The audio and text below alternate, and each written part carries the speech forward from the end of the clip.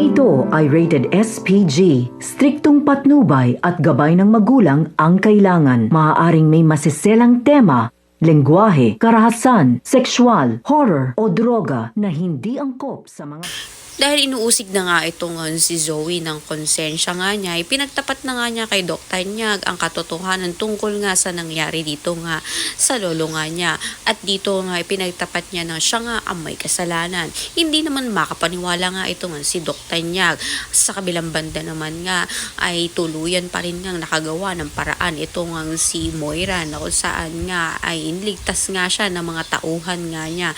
At dito nga gagawa na naman siya ng paraan upang tapusin nga ang mga tanyag at ang mga nasa loob nga ng Apex. Pinag-utos niya nga rito sa mga tauhan nga niya na ubusin ang lahat ng ito upang siya na nga lang ang mananatiling buhay. Kaya dito nga'y mapapahamak nga lahat ng mga nasa loob nga ng Apex. Pati na nga rin ito nga si Nalinit at ito nga si Doc Tanyag, pati si Zoe. Hindi nga rin ito alam nila Annalyn ang kanilang gagawin dahil nilooban nga sila ng mga armadong kalalakihan na kung saan nga nakabang na naman kung sino nga ba ang mga mamamaalam.